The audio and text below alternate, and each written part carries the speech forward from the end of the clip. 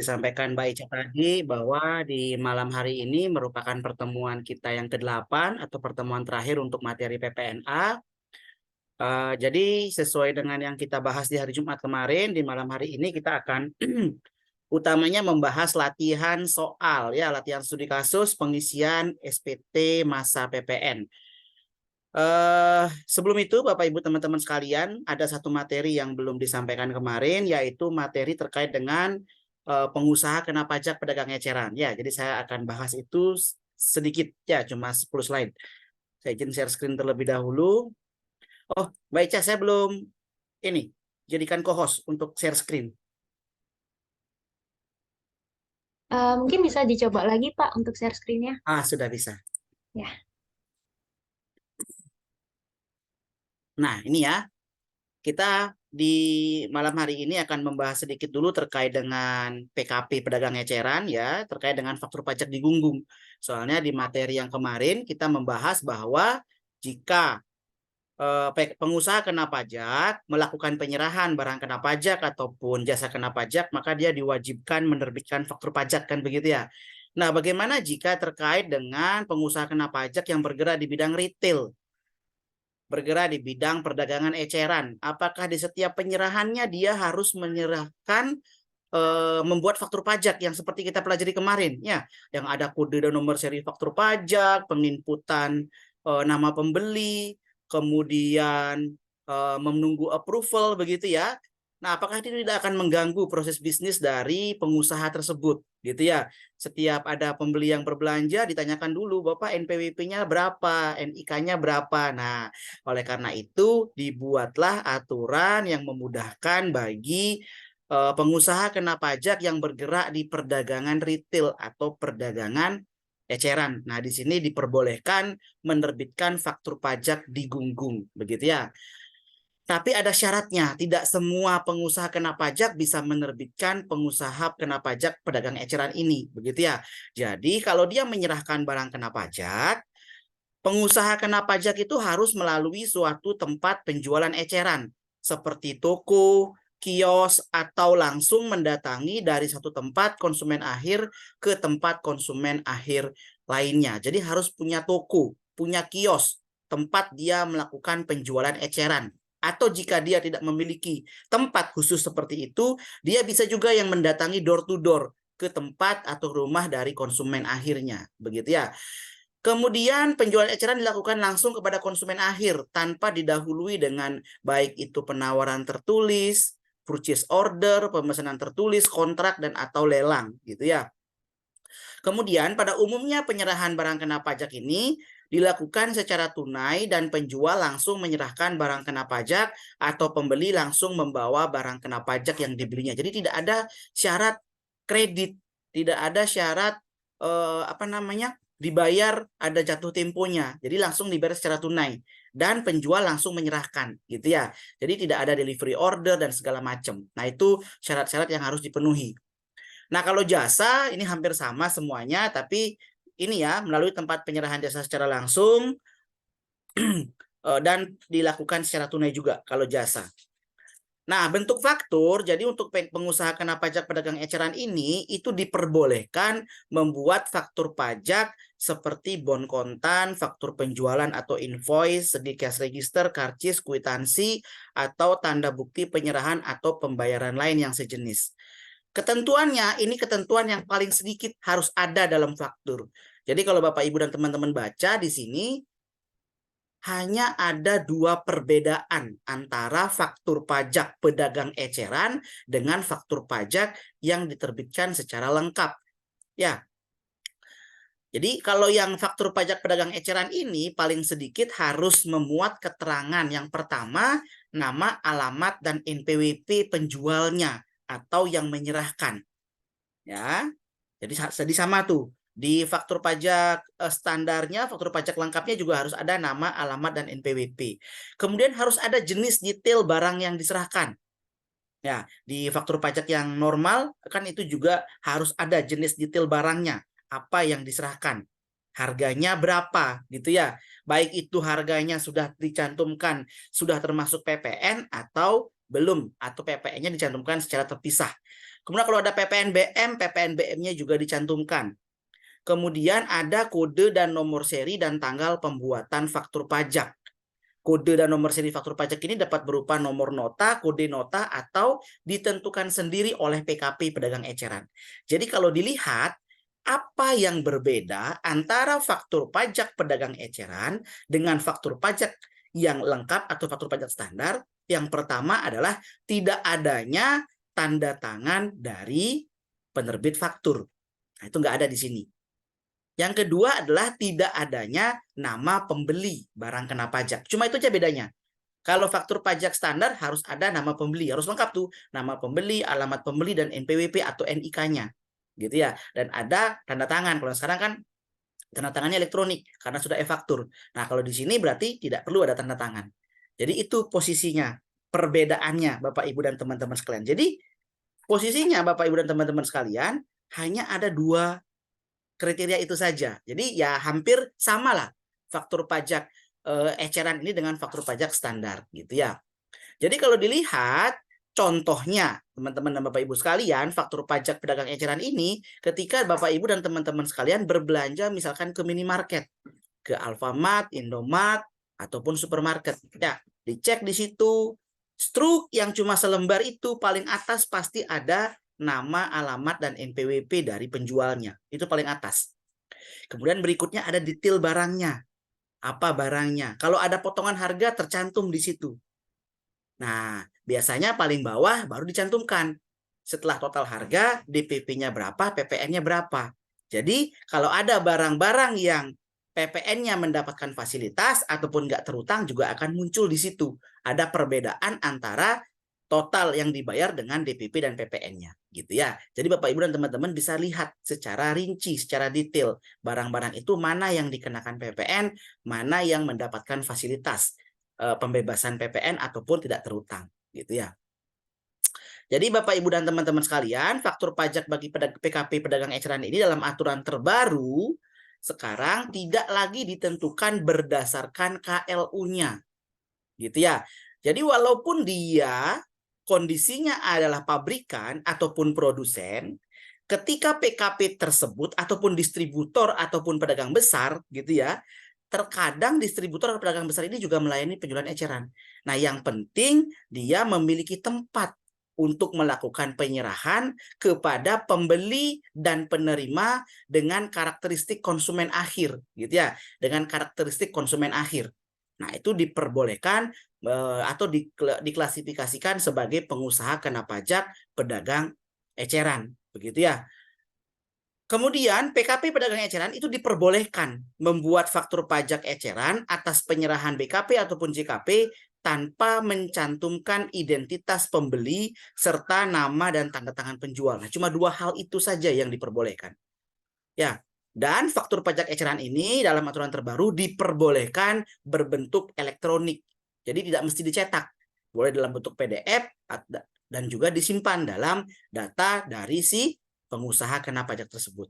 Nah, di sini hanya dijelaskan karakteristik konsumen akhir itu adalah pembeli barang dan atau penerima jasa mengkonsumsi secara langsung barang dan jasa yang dibeli atau diterima tersebut, dan pembeli barang atau penerima jasa tidak menggunakan lagi, tidak memanfaatkan lagi barang tersebut untuk kegiatan usaha, tidak dijual kembali. Nah, itu karakteristik konsumen akhir, dimanfaatkan. Jadi kalau PKP tersebut diperbolehkan menyerahkan gitu ya, menyerahkan kepada konsumen akhir, berarti dia diperbolehkan untuk menerbitkan faktur pajak pedagang eceran gitu ya. Jadi kondisinya nanti harus ada struknya.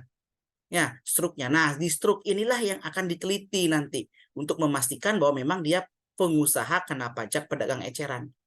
Jika misalkan gitu ya, ada seorang pembeli berbelanja 100 juta dalam satu struk, tentu saja itu kondisinya tidak dianggap sebagai pengusaha kena pajak pedagang eceran gitu ya. Kondisinya nanti akan dilihat dari kewajaran nilai transaksinya begitu ya. Nah, termasuk juga di sini adalah yang melalui perdagangan menggunakan sistem elektronik atau PMSE ya. Nah, kemudian faktur pajak eceran ini juga dapat dibuat atas pemakaian sendiri, pemberian cuma-cuma, ataupun penyerahan BKP dan JKP yang mendapatkan fasilitas. Nah, ini ketentuan yang terbaru Bapak Ibu dan teman-teman sekalian. Kalau dulu ketentuan sebelum Undang-Undang HPP, penyerahan BKP dan JKP yang mendapatkan fasilitas tidak diperbolehkan menggunakan faktur pajak pedagang eceran. Tapi kemudian kondisi menyebabkan banyak barang-barang kebutuhan pokok yang dirubah dari yang dia awalnya nggak terutang menjadi fasilitas pembebasan, yang artinya kalau fasilitas pembebasan berarti dia wajib menerbitkan faktur. Nah, dibukalah kesempatan diperbolehkan yang mendapatkan fasilitas itu dapat menerbitkan faktur pajak eceran selama karakteristik konsumennya adalah karakteristik konsumen akhir. Seperti itu. Nah, pengecualian, ada beberapa pengecualian, walaupun dia perdagangan eceran, walaupun dia menyerahkan kepada BKP atau JKP kepada konsumen akhir, tetap wajib membuat e-faktur, gitu ya. Yang pertama adalah terkait dengan penyerahan BKP dan JKP tertentu. Yang pertama, penyerahan dan persewaan angkutan darat, kendaraan bermotor. Jadi, penjualan mobil, penjualan sepeda motor itu tetap wajib membuat e-faktur. Tidak diperkenankan menggunakan PKP pedagang eceran atau faktur pajak eceran. Itu yang pertama, angkutan darat, kendaraan bermotor. Kemudian angkutan air, kapal pesiar, kapal ekskursi, kapal feri, dan yah. Kemudian penyerahan tanah dan bangunan. Jadi penjualan rumah, Bapak Ibu dan teman-teman sekalian, penjualan apartemen, persewaan, kalau yang menyerahkan PKP tetap wajib dibuatkan e-faktur. Wajib dicantumkan berarti siapa pembelinya, siapa penerima manfaatnya, gitu ya. Dan juga angkutan udara seperti pesawat terbang, helikopter, dan balon udara. Kemudian penyerahan senjata api dan peluru senjata api juga diwajibkan melakukan penerbitan e-faktur. Nah, pelaporan dalam SPT masa, nanti kita cek ya, SPT masa PPN. Saya kan sudah share SPT masa PPN yang kosongan. Nah, itu Bapak Ibu dan teman-teman yang sudah print, silakan dicek. Itu ada di formulir 1111 AB di kolom Romawi 1 B2. Nah, itu dilaporkan di situ. Penerbitan faktur pajak yang digunggung. Ya, penyerahan dalam negeri dengan faktur pajak yang digunggung, gitu ya. Nah, seperti itu Bapak Ibu dan teman-teman sekalian. Materi terkait dengan faktur pajak pedagang eceran.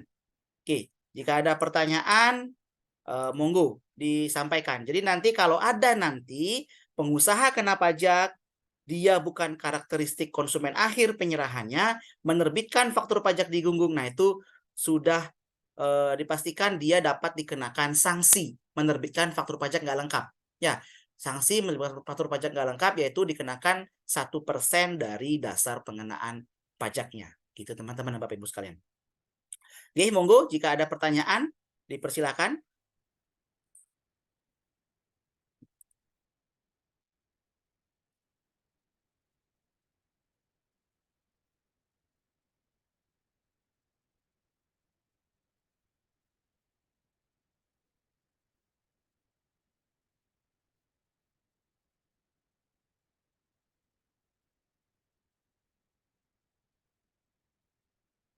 Oke, tidak ada. Oke, jika tidak ada, mungkin kita buka dulu ya latihan soal yang pertama. Latihan soal yang pertama yang saya share studi kasus latihan 1 yaitu PT Sony Sejahtera. Ya.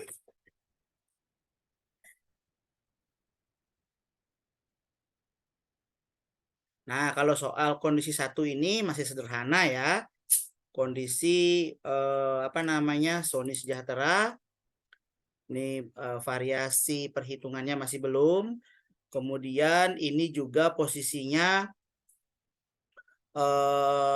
apa namanya tahun pajaknya juga masih 2014 belum saya ganti. Ya, nanti di studi kasus yang PT Millennium dan PT Cinta Segitiga itu baru update dengan kondisi yang terbaru dan ada variasi-variasi berkaitan dengan tanggal dan DPP-nya. Ya, jadi yang pertama ini kita studi pengenalan SPT PPN. Saya share screen terlebih dahulu.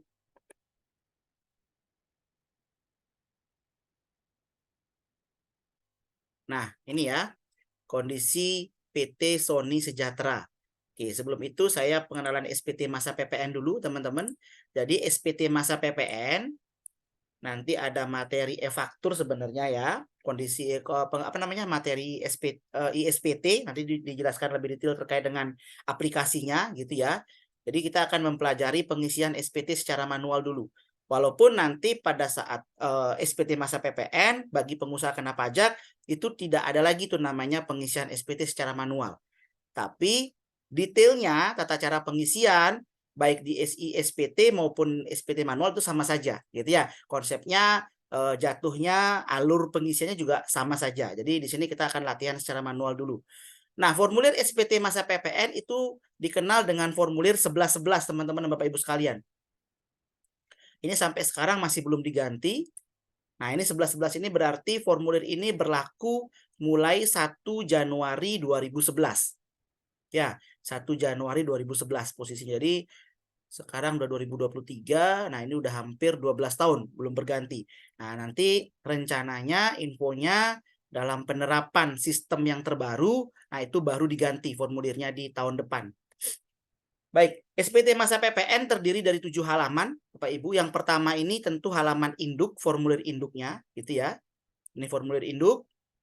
Kemudian selain formulir induk, formulir lampirannya itu dibagi menjadi dua, formulir A dan formulir B, gitu ya. Formulir A itu untuk penyerahan, penjualan, formulir B untuk pembelian atau perolehan, gitu ya. Nah itu formulir A itu untuk penjualan barang yang diserahkan oleh PKP tersebut, ya. Yang B itu untuk pembelian atau perolehan ketika dia membeli barang, memperoleh jasa, memanfaatkan. Nah, disitulah. Jadi untuk formulir A tempat untuk menginput pajak keluaran, formulir B untuk menginput pajak masukan. Itu intinya. Kemudian formulir A itu ada dua. Ya, formulir A itu ada dua. Formulir A1. Nah, ini formulir A1. Ini untuk ekspor. Daftar ekspor. Ya, baik itu BKP berwujud, BKP tidak berwujud, dan atau jasa kena pajak untuk ekspor nih. Ya, penyerahan ke luar negeri, keluar dari pabean. Kemudian untuk A2, ini pajak keluaran atas penyerahan dalam negeri dengan faktur pajak. Nah, ini dengan e-faktur nih di sini di inputnya. Penyerahan dalam negeri dengan e-faktur. Ini di formulir 1111 A2. Jadi formulir A itu ada dua, A1 dan A2. A1 untuk ekspor, A2 untuk penyerahan dalam negeri. Ya, formulir B ada 3. B1. B1 ini kalau A1 untuk ekspor, kalau B1 impor. Gitu ya, impor barang kena pajak, pemanfaatan barang kena pajak tidak berwujud ataupun jasa kena pajak dari luar daerah pabean. Nah, ini di formulir B1. Kemudian B2 terkait dengan pajak masukan yang dapat dikreditkan. Nah, ini. Ya, pajak masukan yang dapat dikreditkan atas perolehan dalam negeri. Nah, ini pajak masukan yang dapat dikreditkan, tapi belanjanya di dalam negeri. Jadi kalau B3 yang tidak dapat dikreditkan atau yang mendapatkan fasilitas, gitu ya. Yang mendapatkan fasilitas, dia belanja, dia dapat fasilitas, dibebaskan, input di sini. Dia belanja, dapat fasilitas nggak dipungut, input di sini. Ya, dia belanja dapat pajak masukan tapi tidak dapat dikreditkan karena nggak berhubungan dengan kegiatan usaha. Inputnya juga di formulir B3. Nah, Pak, kok baru ada 5, Pak? Katanya tadi lampirannya 6. Nah, ya, A1, A2, B1, B2, B3. Nah, formulir A1 sampai dengan B3 ini sebelum diinput ke lampiran formulir induk, itu diinput dulu dalam formulir sementara namanya formulir AB. Nah, ini formulir 1111 AB. Nah, ini merupakan rekapitulasi penyerahan dan perolehan. Jadi total dari A1, A2, B1, B2, B3 diinput dulu di sini. Contohnya, total dari A1, ekspor BKP berwujud, BKP tidak berwujud, dan JKP diinput di sini. Nah, kemudian penyerahan dalam negeri yang A2 diinput di sini. Yang di formulir B1. Kemudian yang tadi saya sampaikan, ya, yang saya sampaikan tadi, apa namanya ini, yang pedagang eceran. Nah, ini penyerahan dalam negeri dengan faktur pajak yang digunggung. Nah, ini diinput di sini, ya, di formulir B2. Formulir B2, inputnya di situ. Kemudian yang C. Jadi yang C ini kemudian direkapitulasi teman-teman Bapak Ibu sekalian. Ya, mana yang harus dipungut sendiri? Nah, ini saya gedein ya. Nah, mana yang harus dipungut sendiri? Nah, ini kode 01, 04, 06, 09 dan ditambah yang digunggung. Jadi, disinilah pentingnya Bapak Ibu dan teman-teman sekalian jangan sampai salah menginput kode transaksi dalam penerbitan faktur pajak. Ya, kalau kita nerbitin faktur pajak yang PPN-nya dipungut oleh pemungut PPN, yaitu kodenya 02 dan 03. Jangan pakai 01. Karena kalau kita nerbitin yang dipungut pemungut PPN kita pakai 01, nanti PPN-nya kita setorkan lagi. Padahal itu harusnya PPN-nya disetorkan oleh pemungut PPN, gitu ya. Jadi jangan sampai salah dalam menerbitkan kode transaksi. Karena itu perhitungannya akan salah juga di perhitungan C ini. Ya. Kemudian penyerahan yang PPN atau PPNBM-nya dipungut. Nah, ini 0203. Kemudian yang PPN-nya nggak dipungut. Nah, ini termasuk yang dibebaskan. Nah, itu dirinci teman-teman Bapak Ibu sekalian. Ya, dirinci kondisinya. Kemudian perolehannya juga dirinci. Totalnya. Ya, yang B1 berapa, B2 berapa, B3 berapa. Sehingga kemudian yang dapat dikreditkan yang mana? Tentu yang B1 dan B2 saja. B3 dari judul formulir sudah jelas tidak dapat dikreditkan. Ya, yang B3. Jadi B1 dan B2 langsung turun angkanya ke sini nih. Gitu. Ya, kemudian baru menginput pajak masukan lainnya. Seperti misalkan ada kompensasi kelebihan dari bulan sebelumnya. Ya, sebagian besar PKP kan tidak boleh merestitusikan setiap bulan, hanya boleh restitusi atau pengembalian pada akhir tahun. Sebagian besar PKP ya, hanya ada beberapa yang diperbolehkan restitusi atau permohonan pengembalian setiap bulan. Nah, jadi selama dia tidak bisa memohon pengembalian ya dikompensasi. Nah, ini di sini diisi. Ya. Kemudian jika ada pembetulan, teman-teman, jika ada pembetulan, misalkan sekarang bulan Oktober, kita baru tahu ternyata SPT yang bulan April 2023 salah. Kita betulin. Sehingga jadinya lebih bayar misalkan. Nah, lebih bayar yang April itu bisa dipindahkan kompensasinya. Langsung loncat ke masa Oktober gitu ya. Tidak harus melalui masa Mei, Juni, dan seterusnya. Boleh diloncatin. Tapi itu hanya kalau kelebihannya disebabkan oleh pembetulan. Kemudian yang nomor 3 ini apa Pak isinya? Nah, 3 inilah yang kita pelajari kemarin sedikit terkait dengan perhitungan kembali pajak masukan yang telah dikreditkan sebagai penambah atau pengurang pajak masukan. Kondisi-kondisi seperti penyerahan-penyerahan wajib pajak yang memiliki penyerahan yang terutang dan nggak terutang, yang mendapatkan penyerahan yang dibebaskan. Nah, seperti contoh kemarin ya, pabrik jagung dengan minyak jagung gitu ya, yang gensetnya misalkan tidak digunakan seluruhnya untuk kepentingan kantor, kepentingan usaha. Nah, disinilah dikoreksi. Ya, koreksinya ini bisa mengurangi, bisa menambah pajak masukan, gitu ya. Termasuk juga yang siapa namanya kemarin saya lupa yang bertanya terkait dengan pajak masukan untuk rumah sakit. Ya, dia misalkan beli obatnya yang kemudian digunakan untuk obat rawat jalan dan rawat inap. Koreksinya itu dimasukin di sini. Untuk obat rawat jalan tidak bisa dikreditkan. Nah, di input di sini. Nah, inilah yang kemudian direkapitulasi yang Romawi 1, Romawi 2, dan Romawi 3 baru dipindahkan ke formulir induknya gitu ya. Alurnya seperti itu teman-teman Bapak Ibu sekalian. Baru di sini. Ya, oke, kita seperti itu pengenalan SPT masa PPN. Kita lanjut latihan dulu. Sederhana saja di sini ya latihannya, bahwa di sini PT Sony Sejahtera gitu ya. Bergerak di bidang perdagangan, industri dan perdagangan gitu ya. Produk yang dihasilkan adalah televisi. Bahan bakunya diperoleh dari impor ataupun pembelian dalam negeri. PT Sony Sejahtera telah mengajukan permintaan nomor seri faktur pajak dan memperoleh nomor urut dari nomor Romawi 1 sampai dengan nomor 20. Nah, ini. Yang pertama, Diekspor televisi 21 inch kepada Samyong tanpa memakai LC dengan nilai ekspor sebesar 2 miliar. Nomor PEB sekian. Nah, ini langsung aja teman-teman kita input dalam formulir A1 gitu ya. Nah, ini formulir A1. Nah, ini ekspor. Kita input di sini Samyong Ltd Singapura, PEB sekian, tanggalnya dan DPP-nya. Ya, gitu. 2 miliar. Lanjut. 10 Januari menjual 900 unit televisi dengan harga jual 900 juta kepada PT Hartono. Televisi dikirimkan tanggal 10 dan pembayaran diterima tanggal 10. Nah, makanya dalam soal yang pertama ini tidak ada variasinya. Barang diserahkan tanggal 10, bayar juga tanggal 10. Kalau gini kan jelas nih. Berarti faktur juga terbit tanggal 10. Dan ini penyerahan dalam negeri. Gitu ya. Kita langsung masukin ke dalam formulir A2. Nah, ini ya. PT Hartono.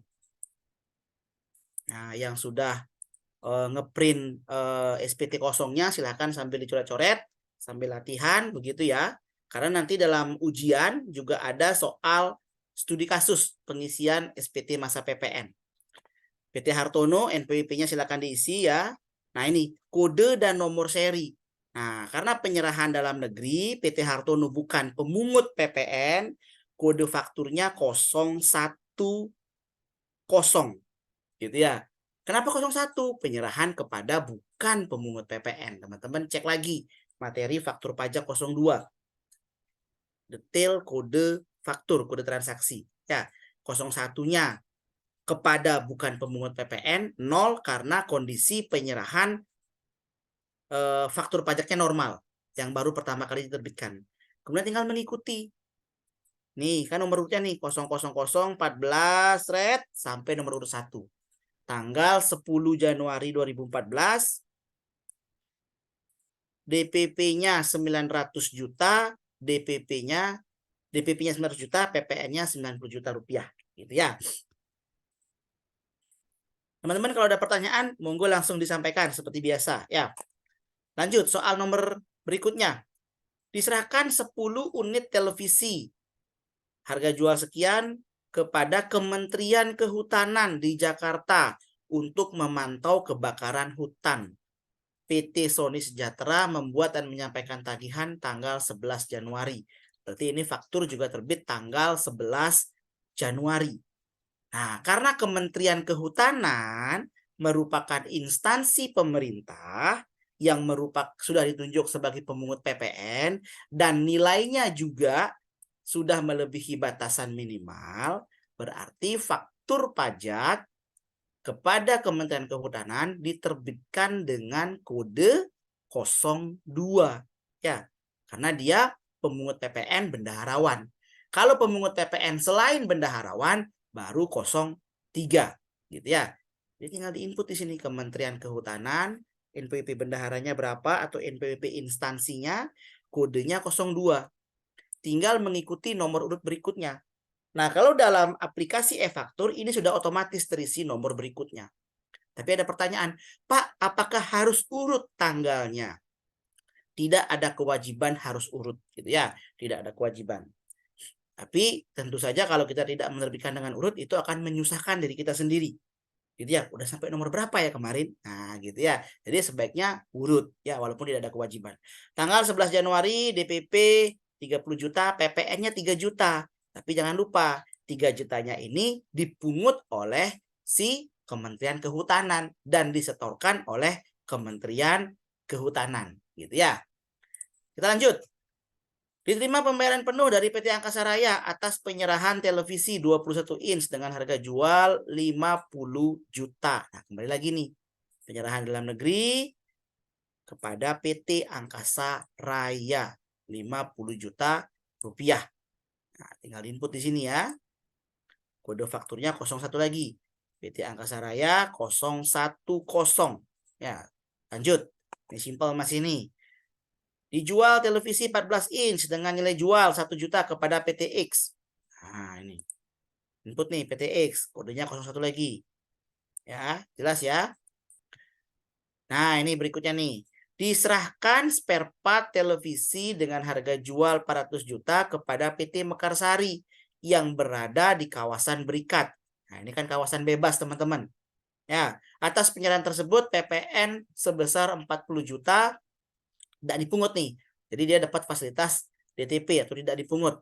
Kode fakturnya 07 ya. Kalau tidak dipungut, kalau dibebaskan baru 08.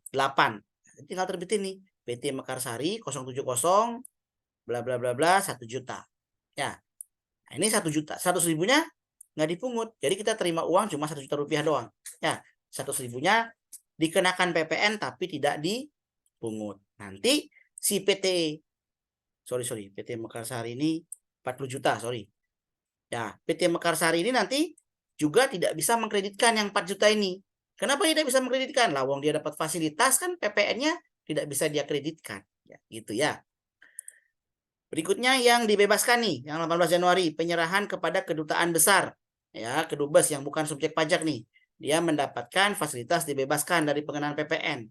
Kodenya 08, teman-teman. 080.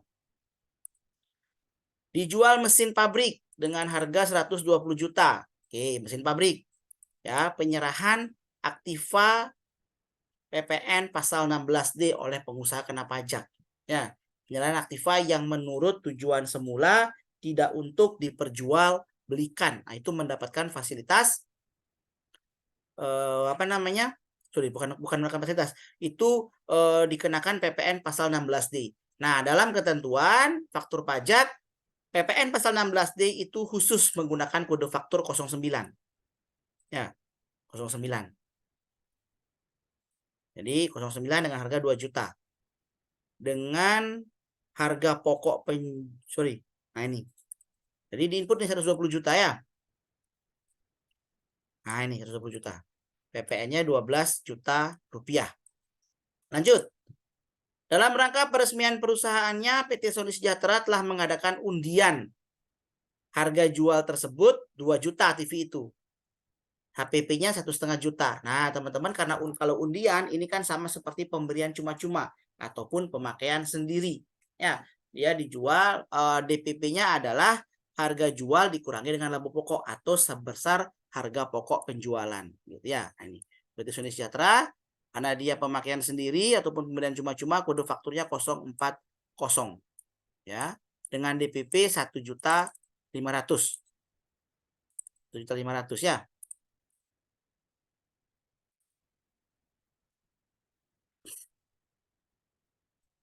Diterima notaritur, pengembalian barang. Ya, kalau notaritur berarti tinggal diinput nomor notariturnya. Notaritur DPP-nya minus. Ya, minus 20 juta rupiah. Jadi dia mengurangi, teman-teman, mengurangi PPN juga. Ya. Ingat kalau notaritur tapi diberikan barang yang sama, itu tidak perlu diinput notariturnya. Ya, notaritur itu jika apa namanya? Tidak diganti dengan barang yang sama. Jadi notaritur ini nanti fungsinya selain mengurangi DPP dan PPN juga mengurangi piutang ataupun apa namanya? Pembayaran dari konsumen, gitu ya. Lanjut sekarang ke transaksi perolehan atau pembelian. Hari ini telah dibuat PIB nomor sekian. Ya, nah berarti ini tinggal nginput di formulir B1, teman-teman. Nah, ini formulir B1 Sony Corporation B1 impor, ya. Impor barang kena pajak, pemanfaatan BKP tidak berwujud dan atau JKP dari luar daerah pabean. Ditulis nama penjual JKP-nya, penjual dari luar negerinya, ya, nomor PIB, tanggal PIB, DPP-nya dan PPN-nya, gitu ya. Kemudian ini membayar jasa konsultan dari Daisho Corporation Jepang yang melakukan kegiatan konsultasi teknik di pabrik dengan nilai penggantian 500 juta rupiah.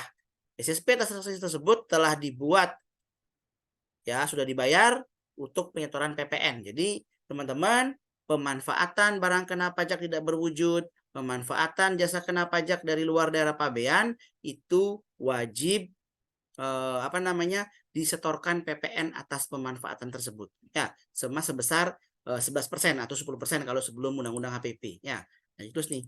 Nah, nomor dokumennya diisi nomor NTPN-nya, teman-teman. Nah, seperti ini.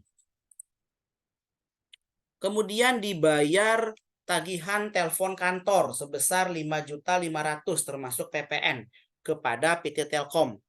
Atas transaksi tersebut, PT Sony telah menerima bukti pembayaran berupa nota tagihan nomor sekian, tanggal sekian. Nah, teman-teman, tagihan dari perusahaan jasa telekomunikasi itu merupakan dokumen tertentu yang dipersamakan dengan faktur pajak.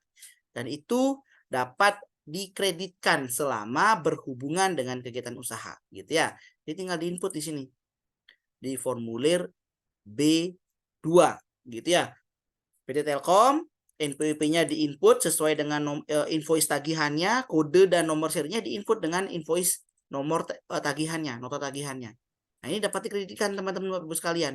Nanti inputnya dalam aplikasi e-faktur itu pada kolom dokumen lain yang dipersamakan dengan faktur pajak, gitu ya.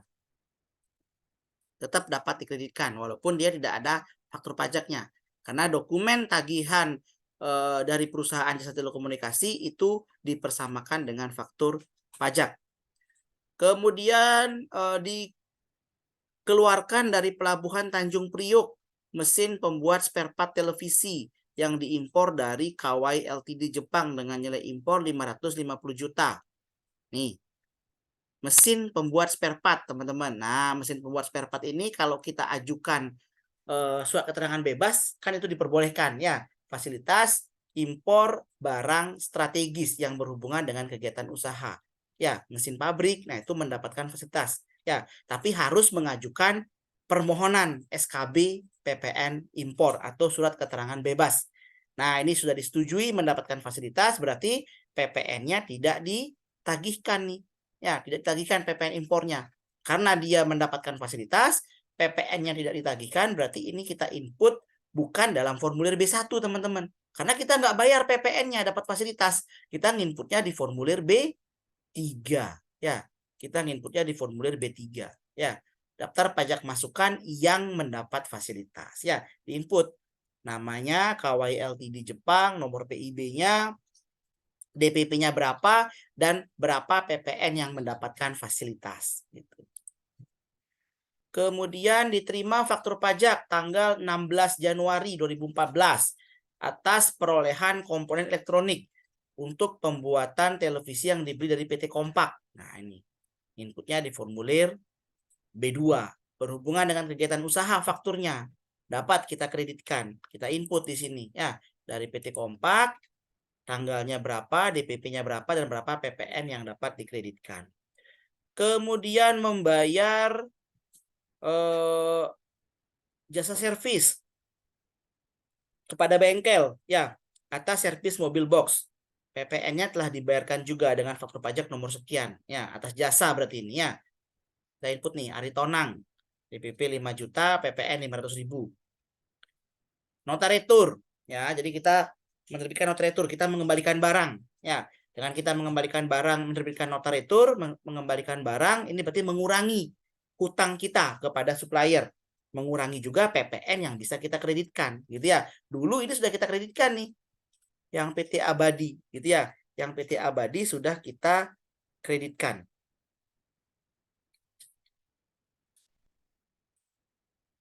Jadi kita input di sini, PT Abadi, retur. Nah, ini harusnya kita isi nih kode dan nomor seri faktur pajak yang diretur, gitu ya. Kemudian melakukan pembayaran PPN terutang atas kegiatan membangun sendiri luas pabrik 400 meter persegi untuk perluasan produksi dengan biaya yang dikeluarkan itu sebesar 1 miliar rupiah. Berarti ini kita nanti masukinnya ke dalam formulir langsung induk. Ya, nah ini.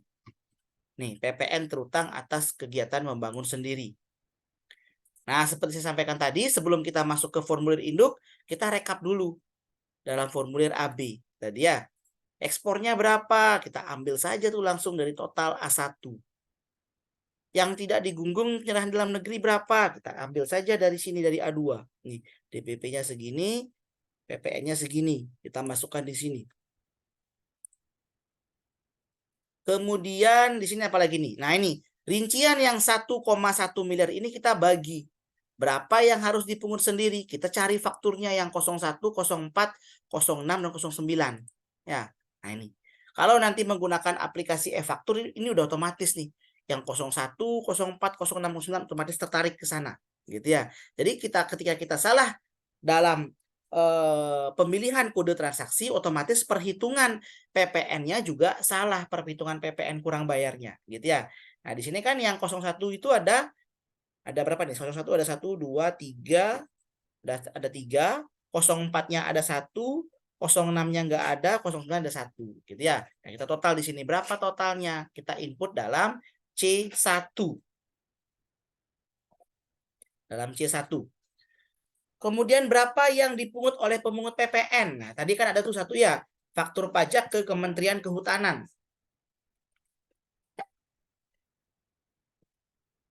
Nah, kita input tuh totalnya satu faktur tadi ya. Kementerian Kehutanan tadi nih 30 juta. Kemudian yang nggak dipungut tadi ke kawasan berikat. Nah, kita input juga di sini. Dan yang dibebaskan tadi ya, yang ke Gedubes tadi. Nah, kita input di sini.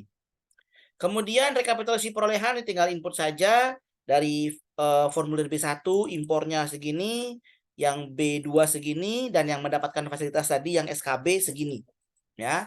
Sehingga PPN yang dapat dikreditkan ini 95 juta ditambah 4 juta. Di sini sudah ada keterangannya. 2A tambah 2B, 95 tambah 4 gitu ya. Kemudian di soal disampaikan dalam SPT, ini kan SPT Januari teman-teman, kita nginputnya yang Januari. Dalam SPT PPN Desember terdapat kelebihan pembayaran 1.500.000. Ternyata ini bulan Desember nggak minta restitusi dia, ternyata minta kompensasi ke Januari. Nah, jadi kita input di sini kompensasi kelebihan SPT masa sebelumnya. Sehingga total pajak masukan yang dapat dikreditkan itu 100.500.000 rupiah, gitu ya. Nah, ini tinggal memindahkan aja nih dalam formulir AB tadi teman-teman, ya. Ekspornya berapa, dipungut sendirinya berapa, pemungut PPN berapa, ini tinggal dipindahkan. Kalau ada penyerahan yang nggak terutang ya, input di sini, misalkan dia ada jasa perhotelan, itu diinput di sini ya. Sehingga pajak yang harus dipungut sendiri, yang ini. Yang tadi 4 faktur itu 01, 04, 06, 09 sama yang di perdagangan eceran. Nah, ini. Ya, dikurangi dengan pajak masukan sehingga ketemu kurang bayar atau lebih bayar, gitu ya. Kalau kurang bayar wajib dibayar paling lambat akhir bulan di masa pajak berikutnya. Kalau ini SPT Januari berarti paling lambat 28 Februari. Termasuk juga pembayaran terkait dengan PPN KMS tadi ya. Nah, seperti itu teman-teman. Contoh simpel terkait dengan pengisian SPT masa PPN. Nah, kira-kira apakah ada pertanyaan atau ada hal yang ingin didiskusikan? Monggo, silakan.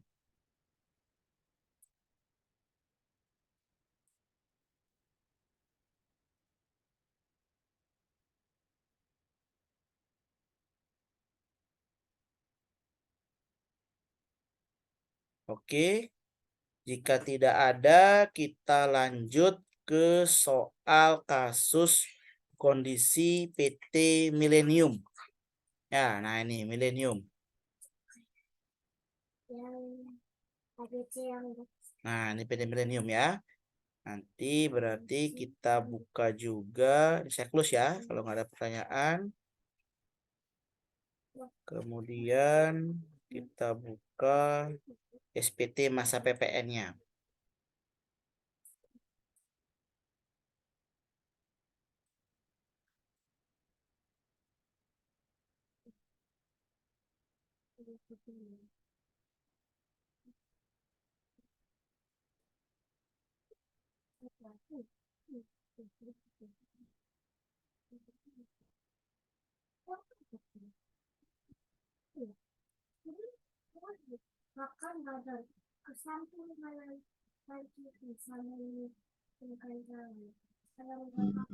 Izin bertanya Pak Putu. Ya. Ya, Pak, sebelum kita menerbitkan faktur pajak itu apakah kita itu juga perlu memastikan ya Pak ya, apakah dia itu memang apa istilahnya mungkin BUMN atau bendaharawan atau mungkin dia itu ada di kawasan berikat gitu ya Pak ya? Benar sekali, Mbak Eni. Jadi kita harus mengetahui profil dari pembeli atau penerima barang atau jasa yang kita serahkan. Gitu ya. Kondisinya seperti itu. Jadi sebenarnya posisinya kan itu terkait dengan kontrak sebenarnya. Harusnya kan kalau penerbitan faktur pajak itu kan kita harus tanya dulu ke mereka posisinya apa. Nah, kalau mereka mengaku gitu ya, saya kalau kalau yang kasat mata kan jelas ya Mbak Eni ya, seperti instansi pemerintah gitu ya kan harus melalui lelang dan segala macam ya. Nah, mungkin posisi pemungut PPN ini yang sering kali kita perlu minta konfirmasinya. Nah, apakah dia BUMN atau tidak gitu ya. Nah, kalau BUMN juga jelas kondisinya. Pasti gini, kalau BUMN atau pemungut PPN kondisi pemungutan menjadi tanggung jawab mereka juga Mbak Eni. Jadi harusnya ini dari pihak mereka juga akan mengklaim gitu. Ya, jadi posisinya jangan dulu menerbitkan faktur pajak. Tanya dulu gitu ya. Kalau mereka pemungut pasti mereka mengklaim dulu. Saya merupakan pemungut. Karena mereka ketika mereka pemungut tapi mereka tidak melakukan pemungutan, mereka juga akan dikenakan sanksi. Akan tidak balance dalam karena mereka juga wajib menyampaikan SPT PPN pemungutan yang disandingkan dari nilai pembelian mereka gitu gitu ya. Kemudian kalau yang fasilitasnya itu yang perlu dipastikan. Minta surat keterangan lah istilahnya. Ya, surat keterangan atau surat apa namanya? Pendukungnya, dokumen pendukung. Kalau memang mereka berhak atas fasilitas tersebut. Seperti itu Mbak Eni. Baik, Pak. Terima kasih banyak. Oke, ada lagi pertanyaan sebelum kita bahas yang kondisi PT Millennium. Oke, jika tidak ada, kita lanjut ya ke kondisi PT Millennium. Sebentar, saya share ulang. Oke. Nah ini, PT Millennium bergerak di bidang usaha perdagangan alat teknik hasil pabrik. Selain menjual dalam partai besar, PT Millennium juga melakukan penjualan secara eceran dengan membuka toko di kantor pusatnya. PT Millennium berkedudukan di Jalan Raden Saleh, Surabaya.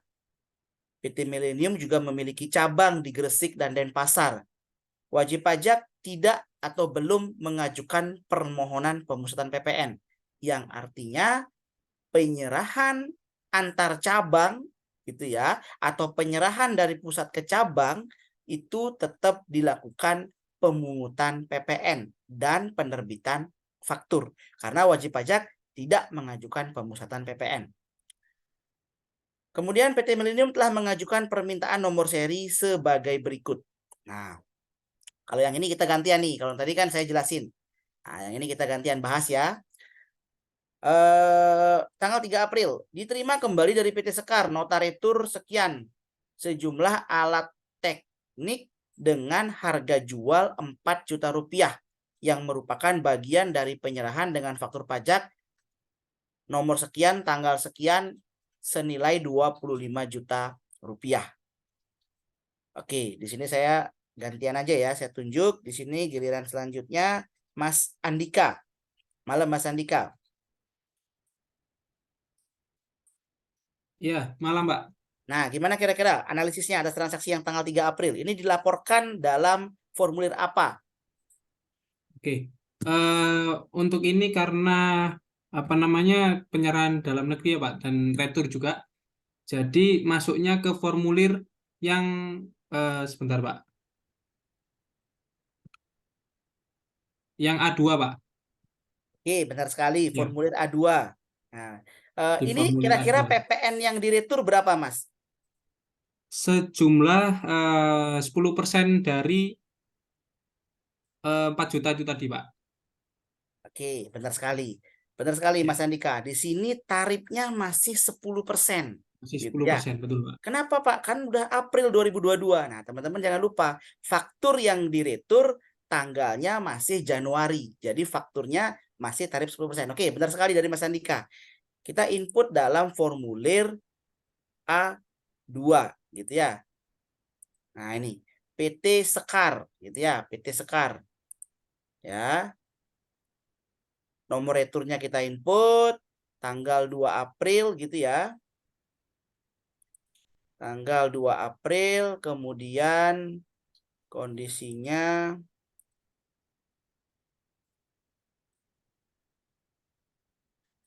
DPP-nya 4 juta minus ya. Minus teman-teman. PPN-nya minus 400.000.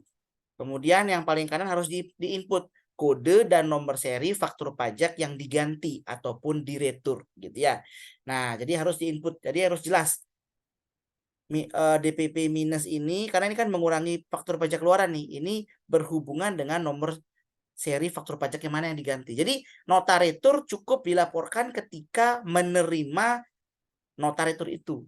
Jadi tidak mempengaruhi kondisi dari SPT pelaporan bulan Januari gitu ya. Tidak perlu. Jadi kalau retur tinggal melaporkan di mana terjadinya retur. Oke, terima kasih Mas Andika. Lanjut soal nomor 2. Nah, di sini selanjutnya Mbak Silviana Agatha. Malam Mbak Silvi.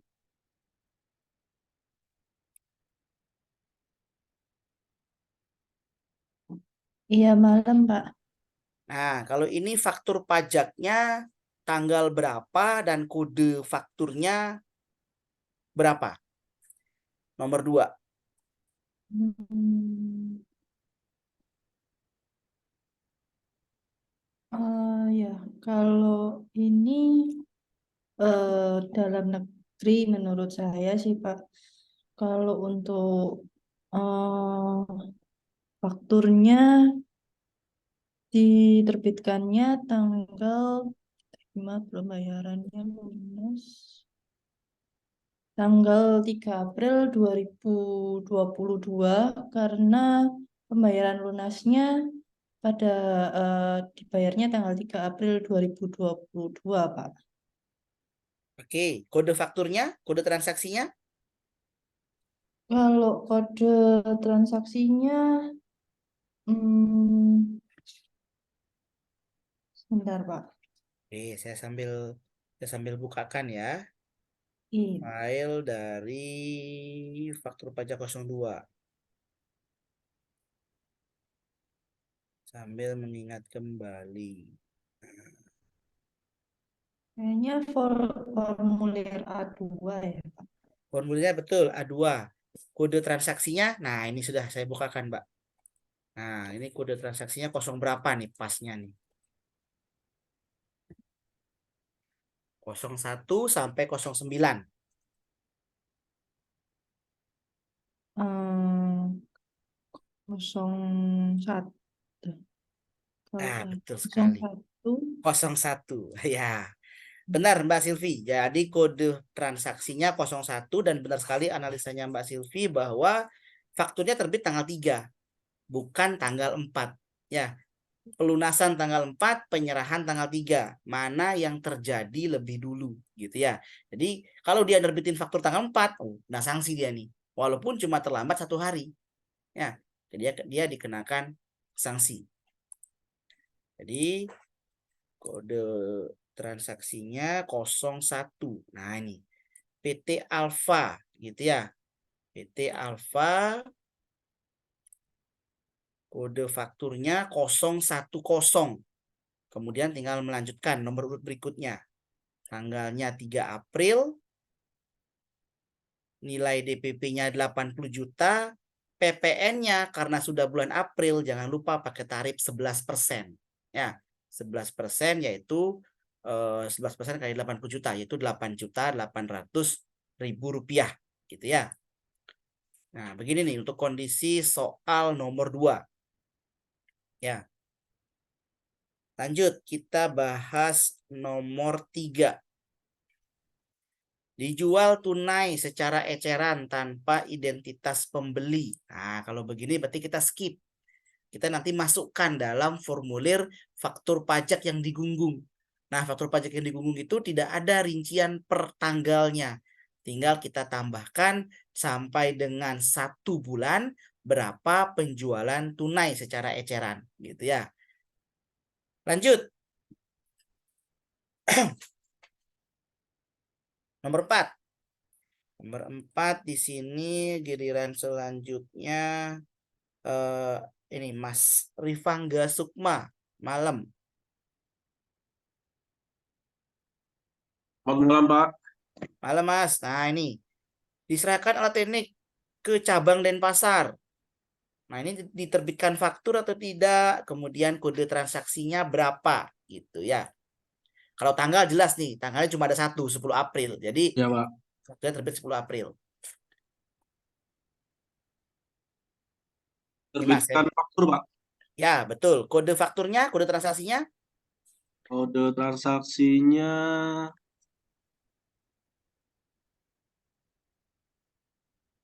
bentar, Pak. dipilih nih. 01 sampai 09. Mana yang paling tepat? 01, Ya, Pak. 01. Oke, 01 masih kurang tepat, Mas.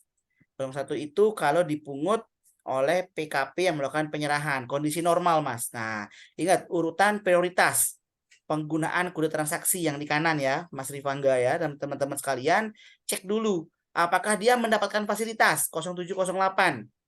Tidak ya, penyerahan ke cabang tidak mendapatkan fasilitas karena dia bukan pemusatan ya, jadi tetap harus diberikan faktur. Termasuk 0203 enggak? 02 itu apa? Dipungut oleh instansi pemerintah enggak? Dipungut oleh pemungut lainnya enggak? Tidak ya. Berarti tidak lagi nih. Turun lagi. Termasuk 06 enggak? Penyerahan BKP kepada turis yang kemarin VAT refund. Ada yang bertanya. Tidak juga. Nah, kita cek 04 atau 05 enggak? 05 itu besaran tertentu. Ya, besaran tertentu itu hanya ada 5 ya. Yang ini, sorry. Nanti teman-teman cek lagi materinya. Besaran tertentu itu yang seperti penyerahan apa namanya agen perjalanan wisata, begitu ya. Umroh, apa namanya travel agent dan sejenisnya. Freight forwarding gitu ya. Nah, itu 05. Nah, 04 dia menggunakan DPP nilai lain atau tidak? Nah, teman-teman kalau begini, ini menggunakan DPP nilai lain atau tidak nih? Menggunakan nilai harga pokok, bukan harga jual. Gitu ya. Kalau contoh-contoh di atas kan harga jual. Berapa harga jual barang tersebut. Nah, kalau penyerahan ke cabang, antar cabang, ataupun ke pusat, nah itu menggunakan nilai harga pokok atau harga jual dikurangi laba bersih. Dan itu merupakan DPP nilai lain. Gitu ya. Jadi kondisinya teman-teman untuk nomor 4 tanggal 10 April 2022 karena penyerahan ke cabang dia menggunakan faktur 04 nih. Dari atas kita runtut ternyata dia cocok di sini 04. Nah, kalau yang 04 juga nggak termasuk baru 01 gitu ya. Tapi karena hierarkinya sudah cocok ketemu yang 04 dulu, nah kita pakai yang penyerahan yang 04 menggunakan dasar pengenaan pajak nilai lain gitu ya. Jadi yang nomor 3 kita menggunakan DPP nilai lain ya.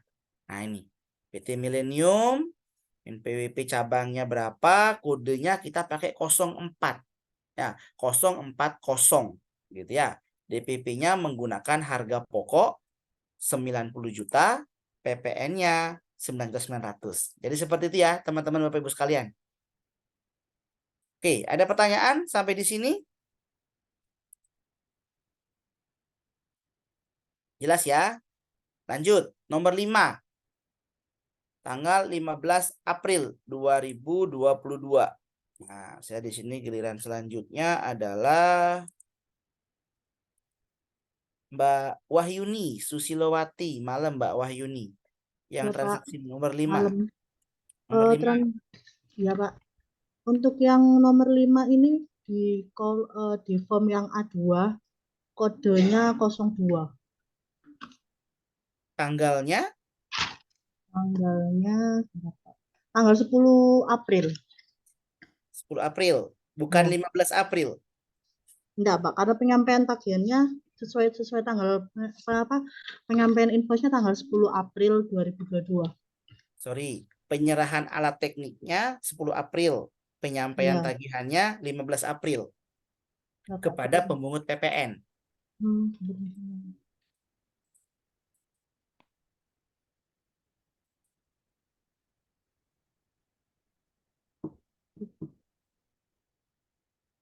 Saya sambil buka saat terutang ya. Saat terutang. Nah, saat terutang. Khusus nih soalnya nih. Saat terutang kepada pemungut PPN gitu ya. Nih, dalam hal penyerahan kepada bendahara sebagai pemungut PPN, faktur pajak dibuatnya bergeser pada saat PKP rekanan menyampaikan tagihan. Ya, seperti itu ya, Mbak Wahyuni. Sudah Iya. benar tadi menggunakan kode faktur 02, sudah benar. Cuma tanggalnya itu lebih tepatnya adalah saat penyampaian tagihan, gitu ya. Nah, hal ini untuk menghindari nanti ya penyampaian faktur pajak yang bergeser-geser tadi, gitu ya. Nah, bergeser.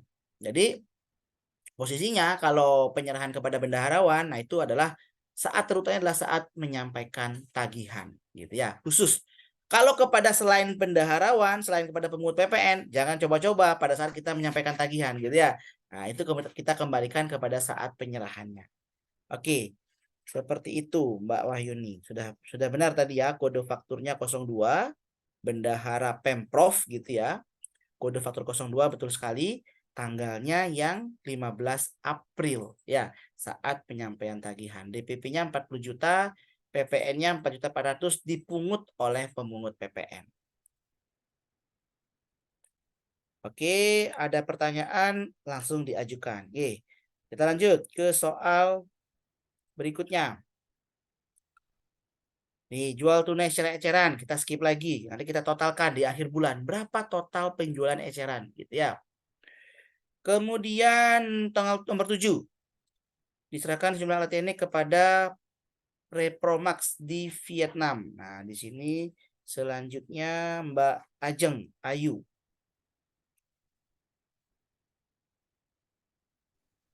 Iya, Pak. Selamat malam. Selamat malam. Nah, gimana nih Mbak? Analisisnya atas transaksi nomor 7.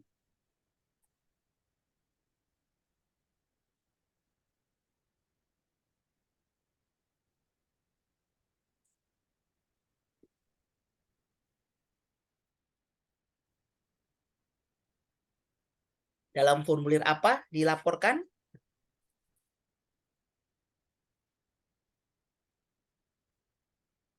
Sorry, Pak ya. Oke, ini penyerahan atau pembelian? Penyerahan, Pak. Penyerahan, berarti formulirnya formulir A, gitu ya. Penyerahan itu formulir A. A itu ada dua, A1 dan A2. Di A1, kalau nggak salah. Ya, betul sekali. Jadi pilihannya A1 atau A2. Kalau dia A2, itu penyerahan dalam negeri. Berarti nggak cocok di A2, berarti dilaporkan dalam formulir A1, gitu ya. Nah, ini formulir A1, Repromak Ltd. PEB nomor sekian, tanggal DPP 300 juta rupiah, gitu ya. Oke, makasih Mbak Ajeng. Kita lanjut nggih.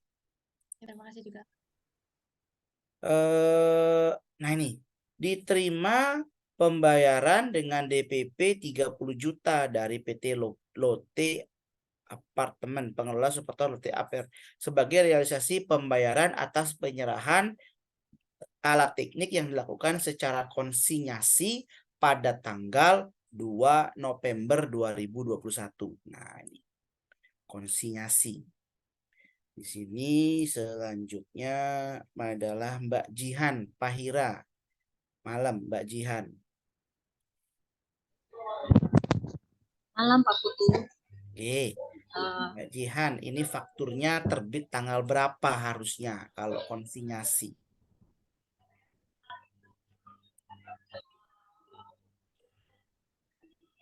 Kalau menurut saya ini fakturnya harusnya terbit tanggal 2 November. Ya, tanggal 2 November. Pada saat penyerahan, gitu ya Mbak ya? Iya Pak. Oke. Ada yang berpendapat lain kah? Oke, jadi saya koreksi sedikit ya Mbak Jihan ya.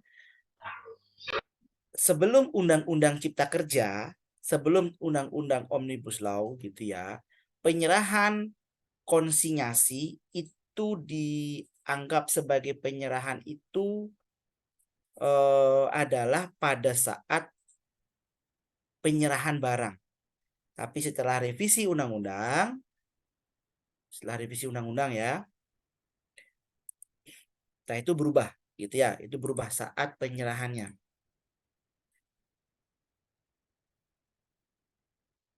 Gitu ya. Jadi berubah saat penyerahannya yaitu pada saat realisasi pembayaran gitu ya.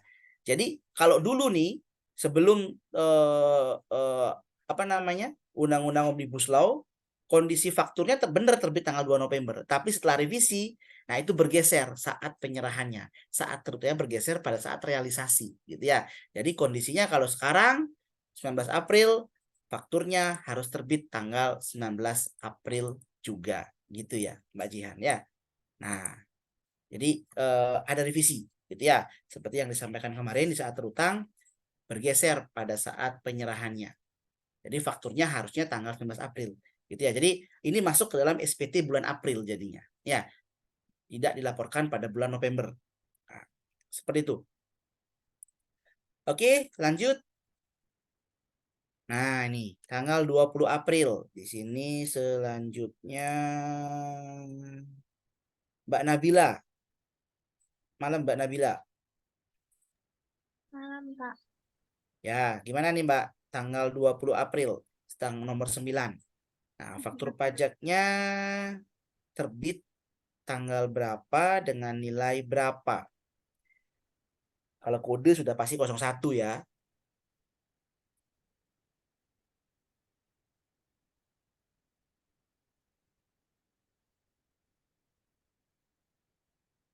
Pada tanggal penyerahan, Pak. Ya, tanggal 20.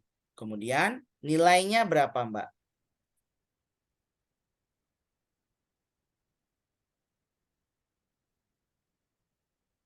Nilainya 11% dari 20 juta. Ya, betul sekali. Ya, benar sekali dari Mbak Nabila, 11% dari 20 juta. Jadi kondisinya apa namanya? Dari nilai fullnya. Walaupun pembayarannya cuma 3 juta rupiah gitu ya. Walaupun pembayaran 3 juta rupiah saja. Jadi faktur pajak terbit penuh gitu ya. Jadi nanti ketika pembayaran angsuran kedua, angsuran ketiga tidak perlu lagi menerbitkan faktur. Ya, misalkan bulan Mei dibayar 3 juta, Juni dibayar lagi gitu ya. Nah, tidak perlu lagi diberi faktur karena faktur sudah diterbitkan penuh tanggal 20 April gitu ya, pada saat penyerahan barang. Nah, ini PT Bayu 01 20 April DPP-nya langsung penuh 20 juta rupiah gitu ya. Oke, kita lanjutkan ya. Eceran lagi kita skip ya, kita nanti totalkan di akhir bulan yang pembayaran eceran. Kemudian tanggal 22 April. Nah, di sini selanjutnya gilirannya Mbak Cindy Cikita. Ya, Pak. Nomor ini Mbak, nomor 11 Mbak. Nah, ini gimana nih analisanya? Faktur pajaknya terbit per tanggal diserahkan, Pak, 22 Februari. Untuk PPN berarti kenanya yang 10%. Oke, benar sekali Mbak Cindy. Jadi kita nggak usah input ya. Karena ini transaksinya Februari, kita diminta mengerjakan SPT April. Nah, nggak usah lagi kita input. Fakturnya udah terbit dulu. Gitu ya. Pada saat bulan Februari 2022. Ya. Nomor 12. Di sini selanjutnya gilirannya Mas Syukron Farihin. Malam Mas Syukron.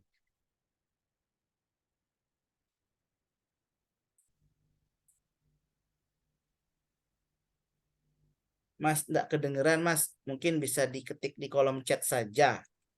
Nah, ini kode fakturnya berapa, tanggal fakturnya kapan. Gitu ya.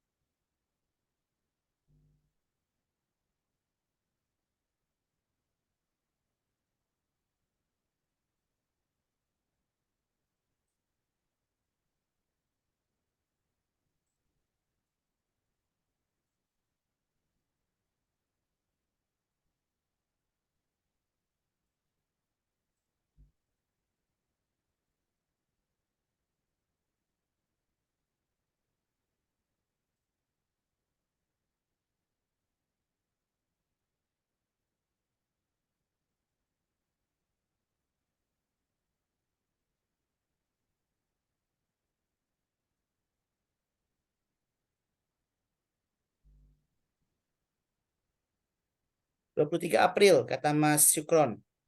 Kode faktur 01 23 April. Oke, saya koreksi sedikit, sorry.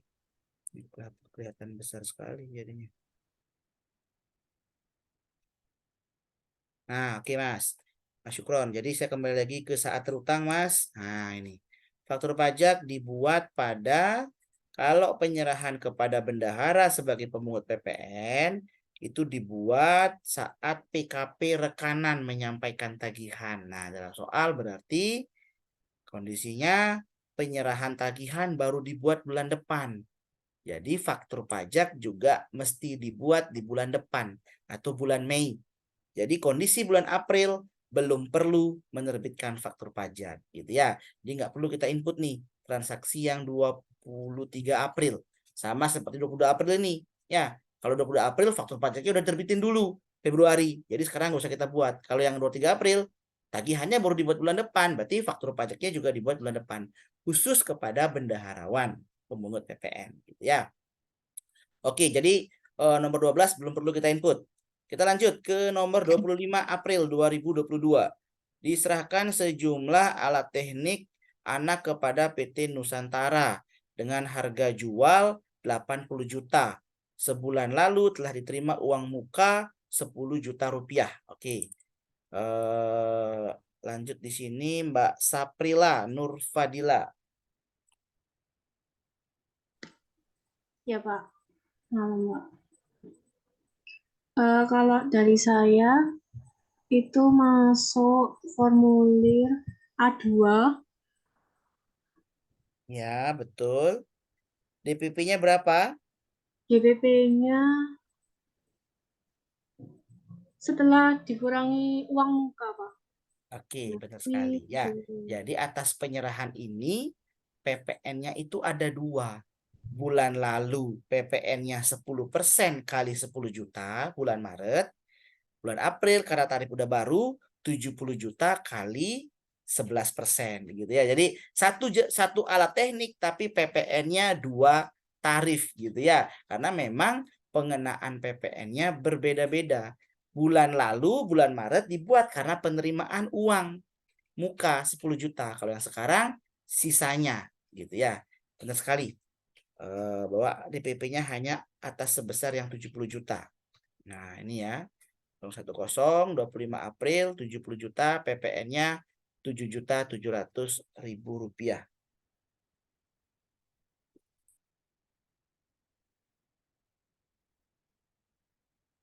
Oke, ekspor udah jelas ya. Ekspor alat teknik, jadi tinggal dimasukin ke formulir A1. Chile tadi. Nah, jelas ini. Kita lanjut 26 April 2022. Diserahkan truk operasional yang sudah nggak kepake lagi 95 juta rupiah kepada PT Daya Usaha suatu perusahaan penjual pasir dari sungai. Nah, ini selanjutnya di sini Mbak Dinda Westri. Malam Mbak Dinda.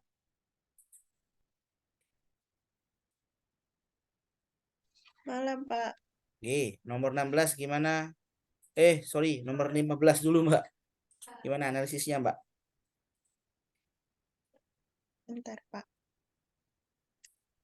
Saya bukakan ya. Nah, ini kode transaksinya 01 sampai 09. Nah, paling pas mana kira-kira?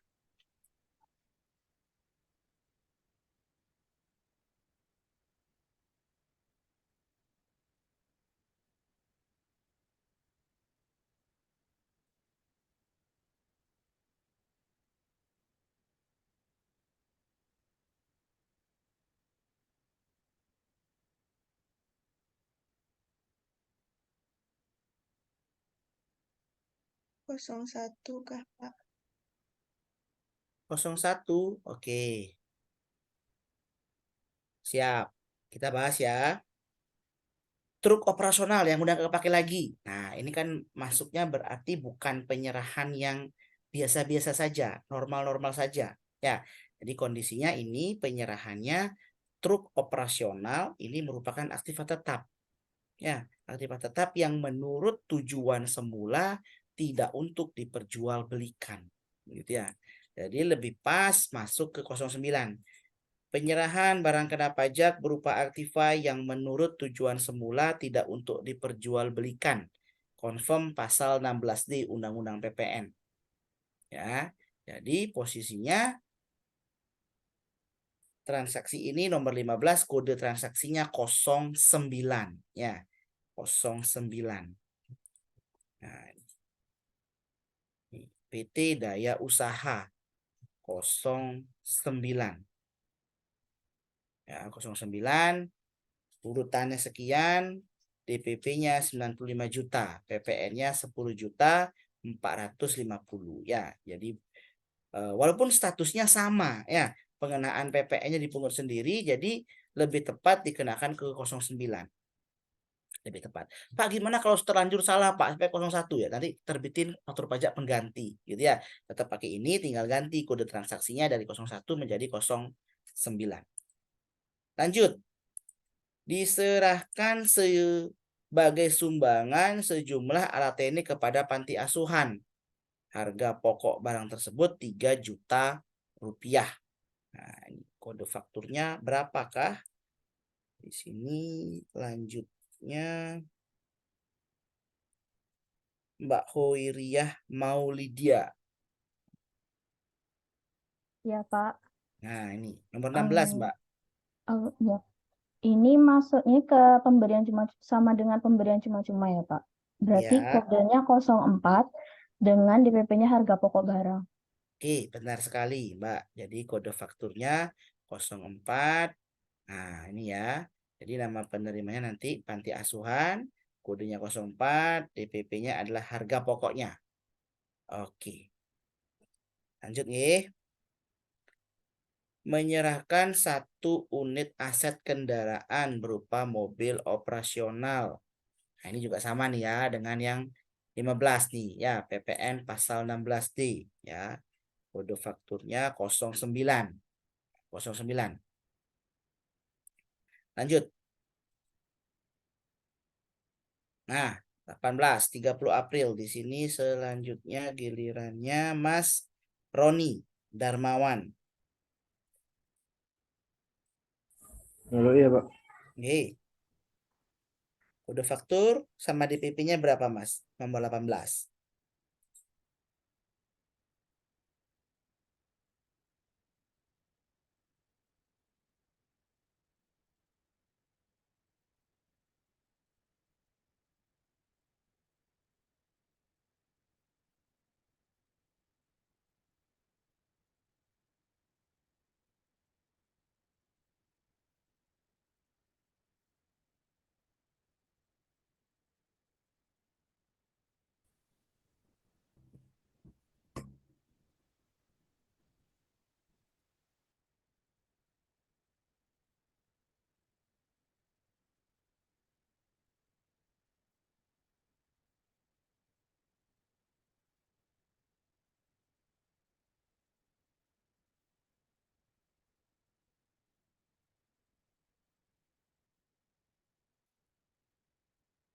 Halo, mohon maaf, Pak. Tadi jaringannya putus.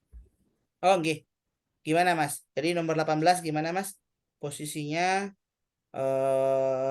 kode faktur udah jelas ya, dia menggunakan nilai lain. Iya, Nilainya berapa jadinya?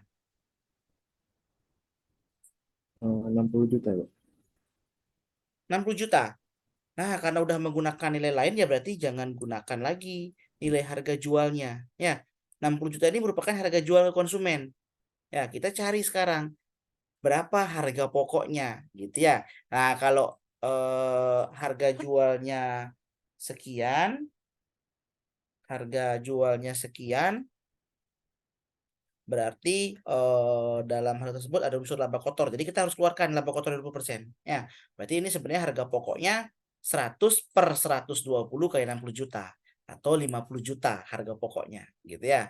Nah, jadi di sini kode fakturnya 04 ya, DPP-nya 50 juta.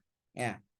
DPP-nya 50 juta. Kita harus keluarkan unsur harga labanya karena kan dia menjual atau penyerahan kepada cabang itu kan tidak mengenakan laba. Nanti di cabang di Gresiknya barulah dia mengenakan laba kepada konsumennya gitu ya.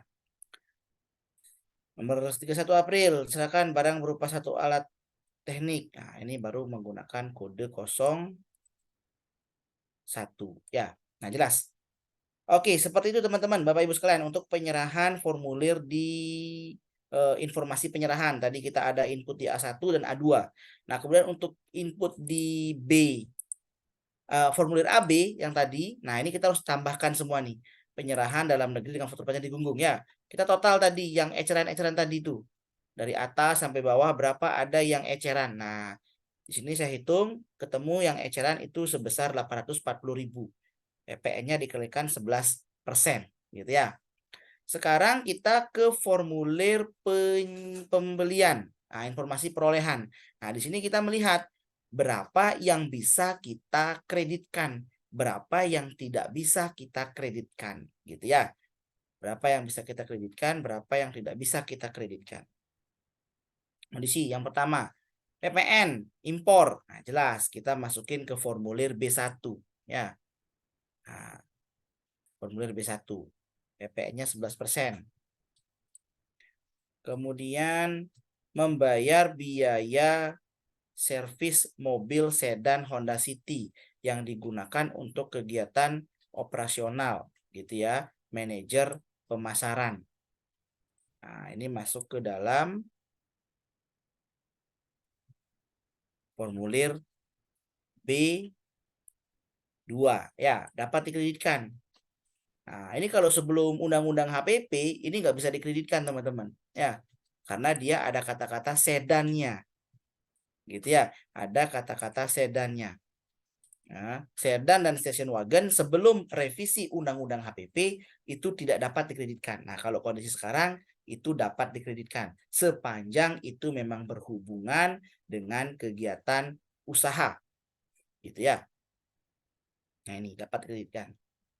Kemudian ditemukan SSPCP Validasi Bank Mandiri dan PIB tanggal 21 Januari dengan PPN impor sebesar 3.500.000. SSP ini belum pernah dilaporkan. Nah, kalau kondisi seperti ini kira-kira bagaimana nih? Kita laporkan kapan nih? Nah, di sini mungkin kita tanyakan ke Mbak Lydia. Malam Mbak Lydia.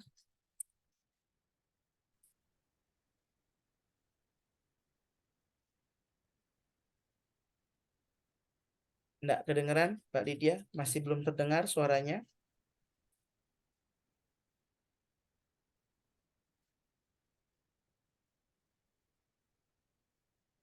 Nah, ini kita laporkan dalam SPT PPN masa pajak berapa Mbak Lydia? Yang nomor 3 ini. Masih bisa nggak kita laporkan di SPT bulan April?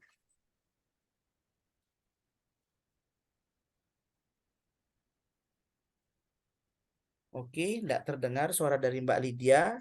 Kita langsung bahas saja ya.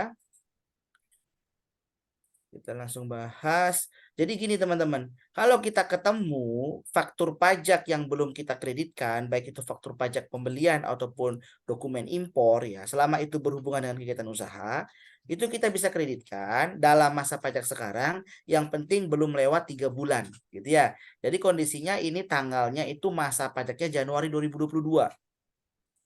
Dalam 3 bulannya berarti Februari, Maret, April. Nah, memang bisa nih. Jadi di formulir SPT April ini masih bisa kita kreditkan gitu ya. Jadi kita tidak perlu melakukan pembetulan SPT Januari. Kita cukup laporkan dalam SPT PPN bulan April 2022 gitu ya. Dalam bulan April 2022. Nah, ini jadi kita laporkan dalam formulir B1 ya. Tapi PPN-nya cuma 10% aja teman-teman. Ya. Kenapa 10%? Karena tanggalnya masih Januari 2022 gitu ya. Jadi masih 10% aja. Lanjut, telah dibayar uang langganan telepon dari Telkom sebesar sekian. Nah, ini berarti juga dapat dikreditkan dokumen yang dipersamakan dengan faktur nih, PT Telkom nih. Oke, karena dia bayarnya segini teman-teman, ya. Yang dibayar ini kan termasuk PPN, jadi kita hitung rumusnya. Nah, rumusnya itu jangan seperti ini ya. Dalam Excel itu sudah, dalam formulir Excel yang saya bagikan nanti udah ada rumusnya nih. tinggal dihitung 100 per 111 gitu ya. 100 per 111 dikalikan dengan harga yang dibayarkan gitu ya. Nah, seperti itu teman-teman. Kemudian diterima faktur pajak tanggal sekian atas pembelian 1 unit pickup dengan harga 165 juta termasuk PPN. Nah, ini tinggal dikreditkan saja. Ya, sama rumusnya. 100 per 111 kali harga yang sudah termasuk PPN tersebut gitu ya. Kemudian mengirim kembali nota retur tanggal 18 April sebagian dari alat teknik yang rusak. Bagian dari faktur pembelian tanggal 18 Februari. Nah, kalau seperti ini jangan lupa nginput nota returnya 10% saja. Kenapa 10%? Karena fakturnya masih bulan Februari faktur pembeliannya, berarti PPN-nya masih 10%. Jadi ketika kita retur, PPN-nya juga hanya 10% saja gitu ya. Nah, ini teman-teman. Nilainya minus, tapi cuma 10%. Ya. Lanjut di sini menerima alat teknik. Jadi barangnya sudah diterima tapi faktur pajaknya belum dibuat. Nah, ini nggak bisa kita kreditkan, orang faktur pajaknya belum dibuat gitu ya. Jadi nggak bisa kita kreditkan. Kemudian tanggal 24 April diterima faktur pajak nomor sekian tanggal 20 April atas pembelian sekian termasuk PPN, penyerahannya dilakukan tanggal 30 November. Nah, ini bagaimana ceritanya gitu ya. Nah, di sini saya ingin pendengar pendapatnya. Selanjutnya di sini Mbak Nabila Syakira. Malam Mbak, gimana pendapat nomor 8 Mbak Nabila? Malam, Pak. Oke.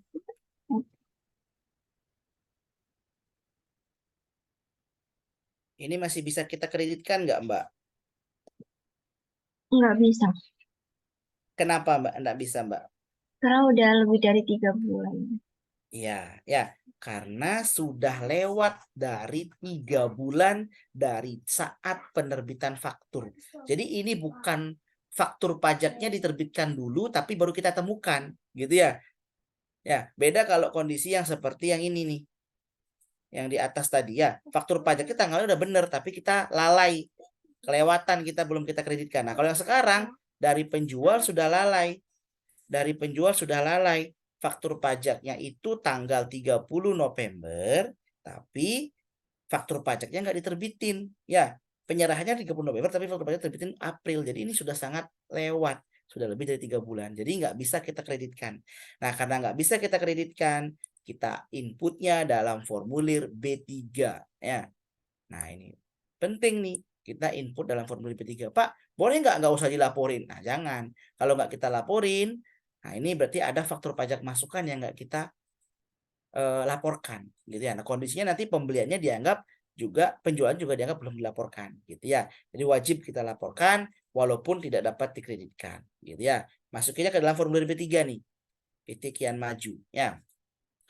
Kemudian menerima faktur pajak. Nah, ini seperti biasa ya, PT Delta bisa kita kreditkan ya, PT Delta. Dan juga di sini lagi satu. Nih, membeli beberapa alat teknik secara eceran dan bayar tunai melalui kasir. Nah, ini nggak boleh dikreditkan ya teman-teman ya. Faktur pajak pedagang eceran yang diterima itu tidak boleh kita kreditkan. Ya, yang bisa dikreditkan itu hanyalah dokumen e-faktur dan dokumen yang dipersamakan dengan faktur pajak. Nah, itu baru boleh dikreditkan ya. Nah, yang ini nih, menerima faktur pembelian BBM dari PT Pertamina berupa faktur nota bon penyerahan atau PNBP. Nah, itu diperbolehkan dikreditkan, teman-teman. Diperbolehkan dikreditkan karena posisinya gitu ya. Posisinya ini merupakan dokumen yang dipersamakan dengan faktur pajak gitu ya. Nah, ini boleh kita kreditkan nih di sini nih. PT Pertamina. Nah, seperti itu. Ini terakhir ada PPN KMS. Nah, setelah kita detail mengisi kondisi A1, A2, A3, A1, A2, B1, B2, B3, kembali kita masuk ke formulir AB tadi. Ya, sama alurnya. Berapa total yang ekspor gitu ya.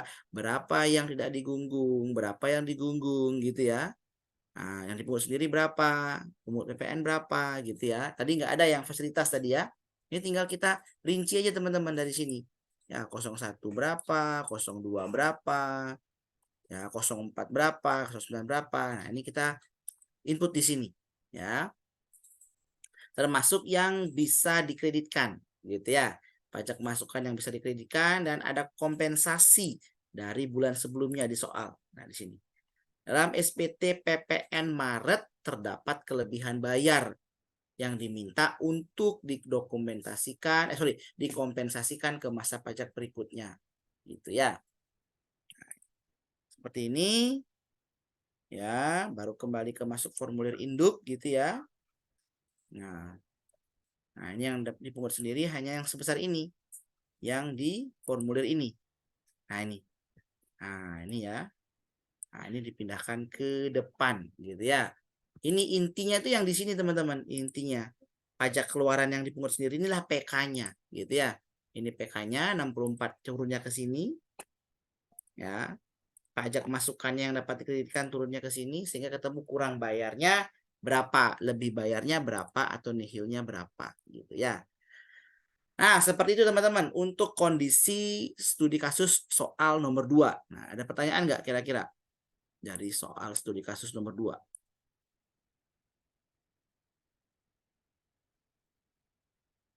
Oke, jika tidak ada, kita bahas singkat ya, karena waktu sudah menunjukkan lewat 10 menit, jadi sisa waktu 20 menit lagi. Kita bahas singkat soal yang nomor 3. Ya. Yang saya bagikan cinta segitiga gitu ya. Nanti PDF-nya saya bagikan juga nih teman-teman. Yang PT Cinta Segitiga. Nah, ini sudah saya buatkan perhitungannya juga. Kita bahas secara singkat ya. Nah, ini. Nah, cinta segitiga ini dia sudah pemusatan PPN ya. PT Cinta Segitiga sudah pemusatan PPN. Usaha perdagangan selimut bayi. Selain menjual dalam partai besar, dia juga penjualan secara eceran gitu ya. Oke, soal pertama. Menyerahkan selimut bayi kepada PT Aneka tanggal 1 Mei. Telah membayar 300 juta pada saat pemesanan 15 April. Disepakati sisa pelunasan akan dilakukan 2 minggu kemudian. Jadi 1 Mei buat faktur gitu ya. 1 Mei buat faktur dengan DPP 300 juta saja. Karena yang 300 jutanya sudah dibuatkan faktur tanggal 15 April gitu ya. Kode fakturnya 01. Nah ini PT Aneka 300 juta. Kode fakturnya 010 gitu ya. Lanjut. Menyerahkan selimut bayi kepada bendahara dinas. Harga jual 150 juta. Tagihan rencananya disampaikan kepada bendahara 2 minggu kemudian. Harga pokoknya 110 juta. Nah, belum dibuat tagihannya. 7 Mei nggak usah nerbitin faktur teman-teman. Nggak ada faktur 7 Mei. Belum jelas kapan kita nerbitin tagihan. Ya, bergeser ingat teman-teman. Ke bendaharawan dinas itu pada saat menyampaikan tagihan. Ya. Kemudian menerima nota retur tanggal 12 Mei atas pengembalian 200 selimut bayi. Ya. 25 Februari barang itu dikirim. Jadi pada saat ini fakturnya PPN-nya masih 10% tarifnya. Jadi pada saat retur jangan lupa PPN yang diretur juga tarifnya 10% aja gitu ya. Ini hanya 10% saja yang diretur. Kemudian menerima pelunasan dari PT Aneka tanggal 1 Mei penyerahannya. Jadi 1 Mei udah bikin faktur nih teman-teman. Jadi tanggal 14 Mei saat menerima pembayaran nggak usah lagi buat faktur gitu ya. Nah, jadi besok-besok kalau soal ujian ketemu soal seperti ini, teman-teman tinggal pilih aja. Oh, 14 Mei nggak usah bikin faktur, 1 Mei sudah dibuat gitu ya. Ke Yayasan Kasih Bunda 15 Mei. Ya. Ingat, bantuan pemberian cuma-cuma berarti kode fakturnya 04 ya. 04. Cari berapa DPP-nya ya. Keluarkan nilai laba kotornya 100% per 110 gitu ya. Jadi cuma 4 juta DPP-nya. 4 juta DPP-nya. Jangan pakai harga jual karena harga jual kan sudah ada laba gitu ya. Sedangkan kita bantuan cuma-cuma, pemberian cuma-cuma, nggak usah dikenakan laba ya. Nih, 16 Mei retur mengajukan komplain dan mengembalikan 100 selimut bayi dengan harga jual 40 juta. Staf langsung mengganti dengan barang yang sama gitu ya.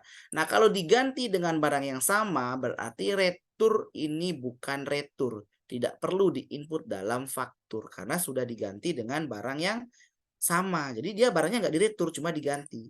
Jadi kita nggak usah nerbitin faktur lagi, nggak usah nginput nota retur gitu ya. 20 Mei menyerahkan selimut bayi kepada cabang di Denpasar. Teman-teman jangan lupa posisinya nih, sudah melakukan pemusatan PPN. Jadi penyerahan ke kantor cabang itu tidak perlu dibuatkan faktur lagi gitu ya. Tapi nanti jangan lupa penyerahan di Denpasar itu menjadi penyerahan di pusat juga gitu ya. Jadi kondisinya 20 Mei nggak usah bikin faktur. Nanti ketika cabang laku menjual barang baru bikin faktur gitu ya. 21 Mei membuat dan menyampaikan tagihan atas penyerahan tanggal 7 Mei. Pembayaran dilunasi seminggu kemudian. Nah, kalau kondisi seperti ini, fakturnya terbit 21 Mei. Nah, saat ini baru terbit faktur nih. 21 Mei. Nah, kodenya 02. Ya, kodenya 02. Ekspor A1 ya. Penjualan ini ya, aktiva pasal 16D 09 PT Bahagia ya. Nah, 09 PT Bahagia.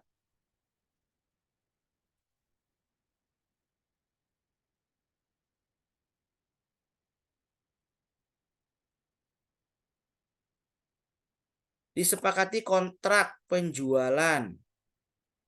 Sumber Indah, selimut bayi dikirim tanggal 28 FOB destination. Barang sampai di lokasi pembeli 30 Mei. Menurut kesepakatan, invoice akan diterbitkan pada tanggal barang sampai di lokasi pembeli dan pembayaran dilakukan 14 hari sejak tanggal invoice. Nah, ini fakturnya berarti tanggalnya 30 Mei gitu ya, 30 Mei. Karena kan syaratnya FOB destination. Invoice diterbitkan pada saat barang sampai gitu ya. Menerima pelunasan, gak usah bikin faktur. Dari catatan administratif telah diterbitkan ini penjualan ecerannya berapa nih? Nah, ini terbit dalam formulir AB gitu ya. Ini penjualan dalam negeri dengan faktur pajak yang digunggung. Nah, seperti itu teman-teman. Bapak Ibu sekalian. Perolehannya. Nah, ini kita cari ya. Yang mana bisa dikreditkan? Membayar biaya servis forklift. Nah, ini belum termasuk PPN. Nah, ini bisa dikreditkan nih. Input dalam formulir B2. Ya.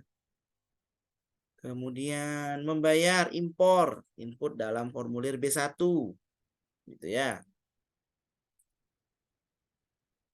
Nah, ini biaya Indosat juga bisa dikreditkan ya. Membayar secara tunai pembelian kardus. PT Kardus belum memberikan faktur ya, nggak usah dikreditkan sampai dengan menerima faktur. Pegawai bagian administrasi menemukan faktur nomor sekian tanggal Maret DPP 50 juta. Nah, ini bisa kita kreditkan nih, belum lewat 3 bulan ya. Kita tinggal masukkan PT Setia Kawan gitu ya. Nih, PT Setia Kawan dimasukkan. Jangan lupa PPN-nya cuma 10% karena fakturnya bulan Maret, teman-teman ya. Nah, nanti besok-besok dalam ujian juga akan saya masukkan nih kondisi-kondisi seperti ini. Bulan Maret dan bulan April gitu ya. Jadi teman-teman harus teliti, cek dulu transaksinya itu fakturnya terbitnya tanggal berapa dan terapkan tarif PPN yang sesuai gitu ya. Nah, ini juga ada KMS teman-teman. Nah, seperti itu Bapak Ibu dan teman-teman sekalian terkait dengan materi dan latihan soal SPT masa PPN ya. Saya nanti akan kirimkan file SPT masa PPN jawabannya untuk Bapak Ibu dan teman-teman bisa pelajari gitu ya dan perbandingkan. Nah, mungkin seperti itu dari saya materi terkait dengan PPNA begitu ya.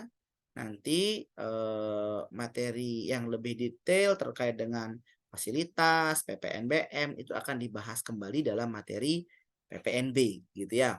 Nah, mudah-mudahan apa yang kita pelajari, apa yang kita bahas, diskusikan selama 8 pertemuan ini bisa menjadi dasar yang baik dari Bapak, Ibu, dan teman-teman sekalian terkait dengan materi PPN. Kira-kira ada pertanyaan sebelum kita akhiri pertemuan ke-8 di malam hari ini? Silakan.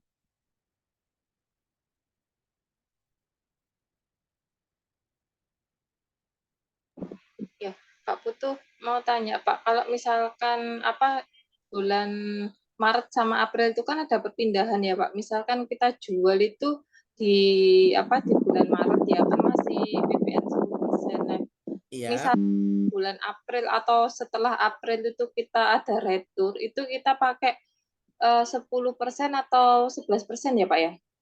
Oke, jadi cari dulu kapan saat terutangnya, Mbak Enik. Ya, kapan saat terutangnya. Jadi kalau saat terutang fakturnya itu Maret, berarti kan fakturnya itu 10% masih. Kalau April berarti 11%. Nah, sekarang kemudian cari kapan direturnya gitu. Kapan direturnya.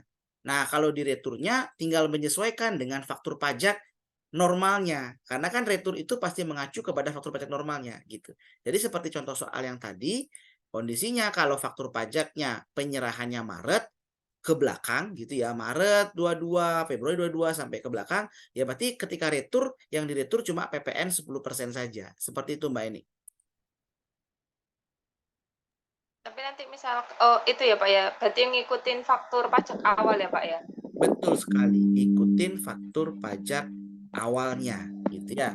Ikutin faktur pajak awalnya. Jadi supaya kita tidak mengacu salah mengacu karena kondisinya fakturnya misalkan ketika dulu ditagih cuma 10%, ketika diretur jangan 11% yang diretur gitu. Seperti itu, Mbak. Makanya itu penyesuaiannya ke DPP-nya jadinya. Oke, terima kasih banyak Pak Putu. Siap, sama-sama Mbak Eni. Ada lagi teman-teman? Baik, teman-teman, jika tidak ada gitu ya, saya izin menginformasikan terkait dengan soal ujian yang nanti akan dibagikan di hari Rabu ya, 2 hari lagi. Soal ujian itu terdiri dari 2 bagian. Yang pertama soal pilihan ganda. Soal pilihan ganda itu berasal sebagian besar dari soal-soal yang kita bahas ketika kuisis kemarin gitu ya. Sudah pernah kita bahas dalam materi gitu ya. Kemudian itu akan keluar ada 20 atau 30 soal nanti akan saya sampaikan. Kemudian ada soal studi kasus. Nah, soal studi kasus ini silakan nanti dikerjakan dalam formulir SPT masa PPN gitu ya. Formulir SPT masa PPN yang akan saya bagikan dalam form Excel.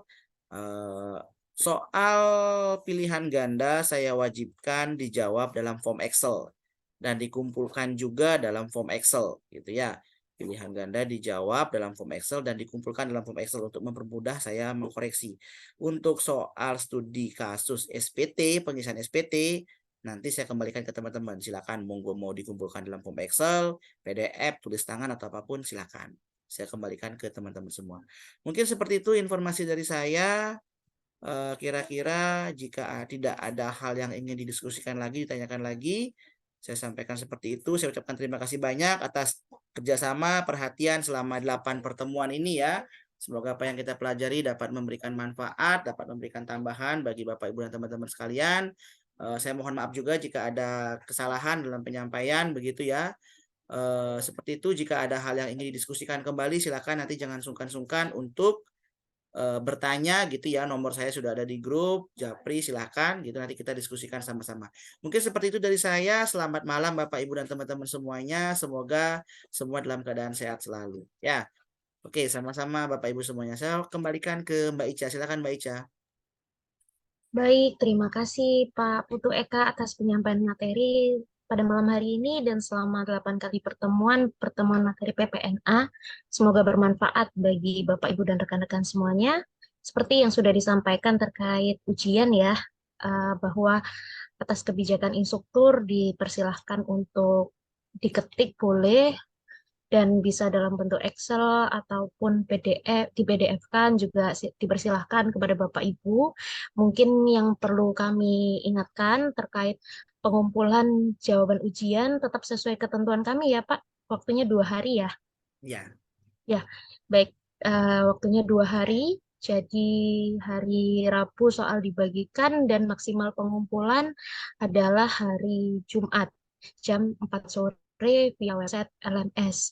Kami perlu ingatkan kepada Bapak Ibu sekalian karena mengumpulkannya via website LMS, kami himbau untuk mengirimkan sebelum pukul 4 sore ya untuk mengantisipasi adanya pending dan juga takutnya ada kendala jaringan seperti itu. Jadi harap untuk mengirimkan sebelum jam 4 sore, dikarenakan apabila mengirimkannya terlambat akan terdeteksi di sistem LMS kami, dan apabila terlambat maka tidak akan kami anggap untuk mengikuti ujian materi PPNA. Baik, mungkin itu saja yang perlu kami informasikan kepada Bapak Ibu semuanya. Terima kasih banyak atas partisipasinya. Untuk mengikuti pertemuan pada malam hari ini, saya Ica selaku host pada malam hari ini. Mohon maaf apabila ada salah kata. Saya izin akhiri pertemuan malam hari ini. Assalamualaikum warahmatullahi wabarakatuh. Selamat malam, selamat beristirahat. Terima kasih banyak Pak Eka. oke, sama-sama teman-teman semua. Izin lip deh. Saya izin end meeting ya Bapak Ibu sekalian. Terima kasih.